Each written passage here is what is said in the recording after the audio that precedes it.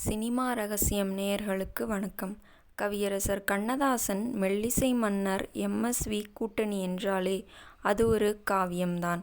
காதல், தத்துவம் என பிரித்து மேய்ந்த கவியரசர் பக்தி பாடல்களிலும் ஒரு முத்திரை பதித்தவர். ஆனால் நாம் இன்று கேட்கும் ஒரு புகழ்பெற்ற முருகனின் பக்தி பாடல் ஒரு பெண் குளித்துவிட்டு ஈர உடையுடன் வந்ததை பார்த்து பிறகு எழுதப்பட்டது என்று சொன்னால் நம்ப முடிகிறதா? அது எந்த பாடல்?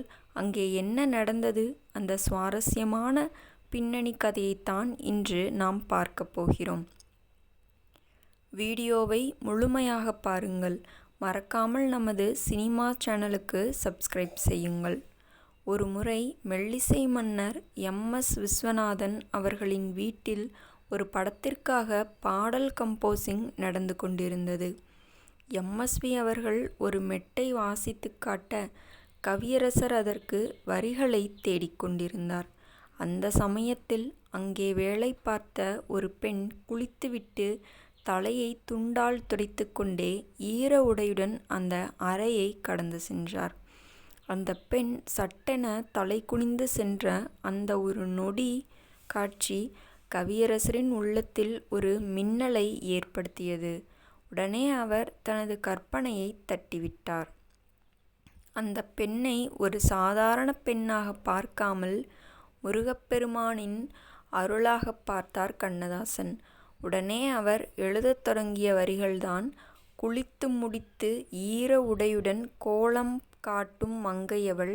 இந்த வரிகளை அவர் அந்த பெண்ணை வைத்து தொடங்கினாலும் அதை அப்படியே முருகனின் அழகோடு ஒப்பிட்டு ஒரு தெய்வீக பாடலாக மாற்றினார். எம்.எஸ்.வி. அவர்கள் அந்த வரிகளின் ஆழத்தை பார்த்து வியந்து போனார். ஒரு சாதாரண லௌகீக காட்சி எப்படி இவ்வளவு புனிதமான பாடலாக மாறியது என்பதுதான் கண்ணதாசன் என்ற மேதையின் சிறப்பு. கண்ணதாசன் அவர்கள் முருகப்பெருமானின் தீவிர பக்தர். அர்த்தமுள்ள இந்து மதம் எழுதிய அதே கவிஞன்தான் திரை இசை பாடல்களிலும் முருகனின் புகழை பாடினார். இந்த பாடலில் வரும் ஒவ்வொரு வரியும் அந்த பெண்ணின் அசைவுகளை வைத்து எழுதப்பட்டாலும் அதை முருகனின் திருவிளையாடலாக மாற்றியிருப்பார். எம்.எஸ்.வி. கண்ணதாசன் கூட்டணியில் இப்படி எத்தனையோ பாடல்கள் தற்செயலான நிகழ்வுகளால் பிறந்தவைதான். ஆனால் இந்த சம்பவம் என்பது இன்றும் சினிமா வட்டாரத்தில் ஒரு சுவாரஸ்யமான கதையாக பேசப்படுகிறது. ஒரு கவிஞனின் பார்வை என்பது எப்போதுமே அழகுணர்வோடும் ஆழமான அர்த்தத்தோடும் இருக்கும் என்பதற்கு இது ஒரு மிகச்சிறந்த உதாரணம். இன்று நாம் கோவில்களில் கேட்கும் பல பாடல்கள் சினிமாவுக்காக எழுதப்பட்டவைதான்.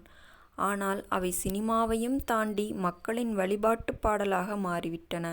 அதற்கு முக்கியமான காரணம் கவியரசரின் அந்த யதார்த்தமான வரிகள்தான்.